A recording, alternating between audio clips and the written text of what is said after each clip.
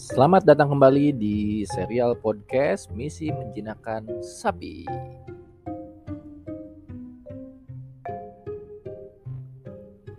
Keajaiban seni beres-beres Jepang yang mengubah hidup.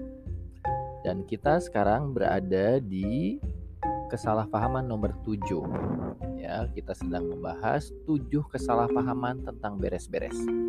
Untuk sekadar mengingatkan, kesalahpahaman nomor 1 adalah benda mati itu mati.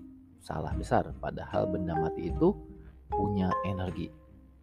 Kesalahpahaman nomor 2, beres-beres itu kerjaan rendahan. Salah besar, padahal beres-beres adalah kerjaan mulia. Yang ketiga, beres-beres itu nggak usah dipelajari. Salah besar, beres-beres itu seni yang ada rumusnya, yang ada polanya, yang harus kita pelajari.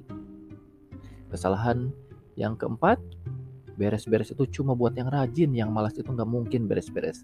Salah besar, mau yang rajin, mau yang malas, pasti mendambakan situasi beres. Jadi beres itu adalah kebutuhan semua orang. Kesalahpahaman nomor 5, percuma beres-beres nanti juga acak-acakan lagi. Salah besar. Jika kita melakukan beres-beres dengan teknik ini secara benar, maka tidak akan kembali kepada situasi acak-acakan. Dan kesalahan nomor 6 adalah beres-beres itu adalah harus sedikit-sedikit tiap hari. Salah besar juga.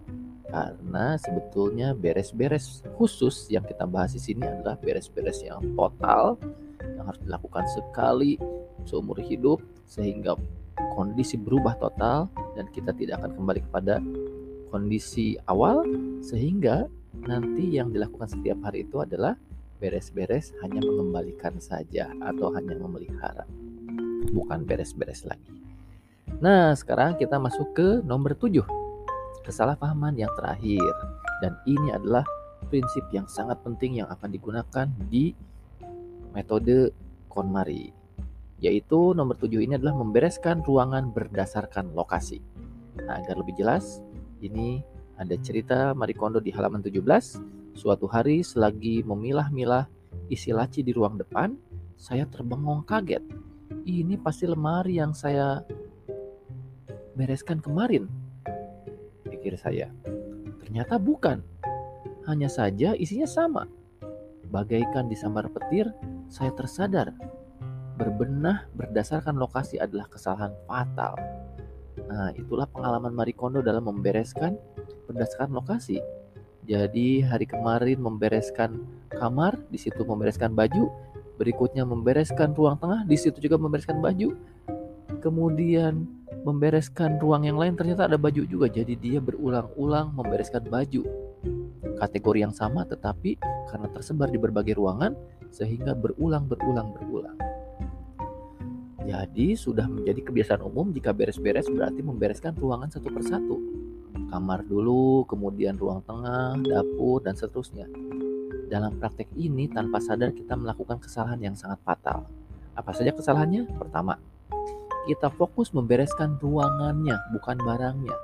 Padahal sebetulnya yang menjadi inti masalah bukanlah ruangannya. Masalah sebenarnya adalah barang-barang yang memenuhi ruangan. Jadi beres-beres itu bukan membereskan ruangan, tapi membereskan barang. Karena fokus pada ruangan, nah ini kesalahan yang kedua nih. Akibat yang kedua, yang kefatalan yang kedua nih. Akibat fokus pada ruangan, jadi kita memusatkan upaya pada membuat ruangan agar terlihat lebih rapi. Terlihat rapi, ya, terlihat. Ya, belum tentu rapi, tapi terlihat rapi. Tak jarang kita memindahkan barang yang berantakan dari satu ruangan ke ruangan lain. Misalnya ada baju acak-acakan di ruangan tengah disimpan ke kamar. Kamarnya yang jadi acak-acakan. Tak jarang kita memindahkan barang yang berantakan dari satu ruangan ke ruangan lain.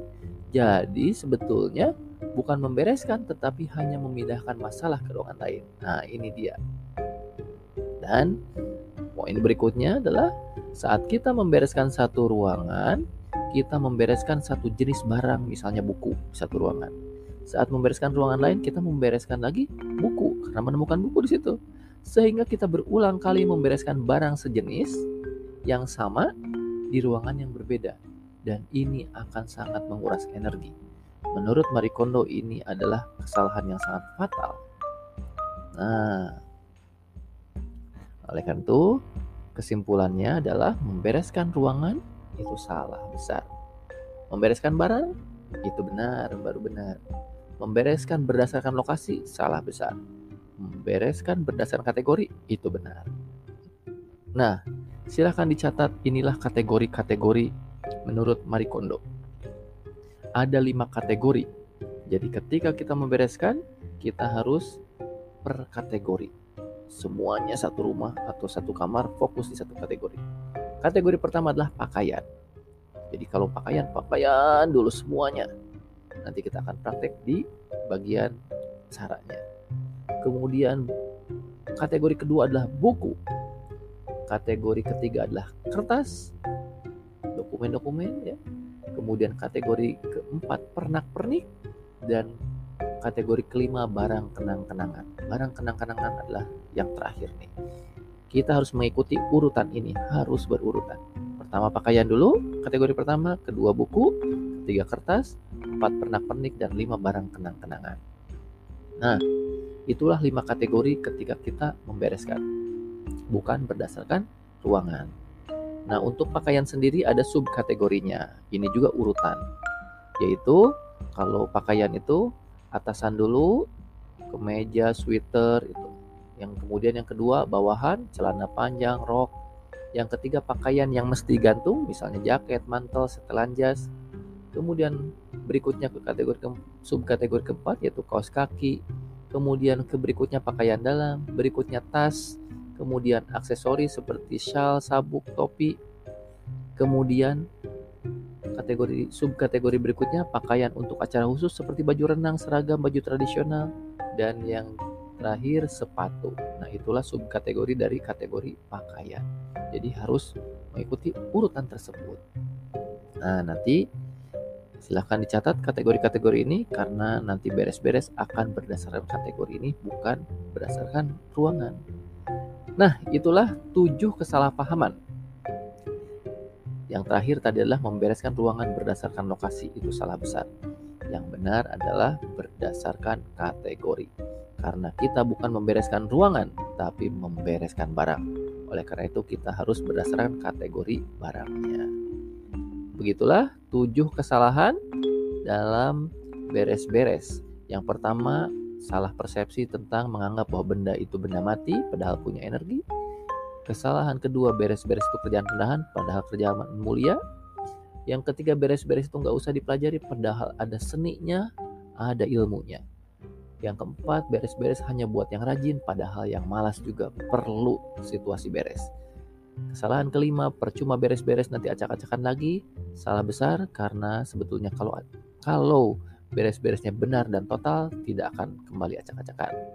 Yang keenam, beres-beres itu tiap hari dan sedikit-sedikit. Salah besar, beres-beres itu harus total langsung biar tidak kembali ke kondisi berantakan.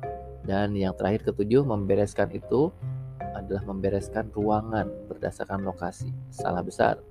Yang betul adalah membereskan itu adalah membereskan barang, bukan membereskan ruangan. Itulah 7 kesalahpahaman. Mudah-mudahan dari kesalahpahaman ini kita bisa mendapatkan cara pandang yang baru tentang beres-beres. Dan kita nanti akan langsung masuk ke 3 langkah beres-beres dan kita akan langsung praktek.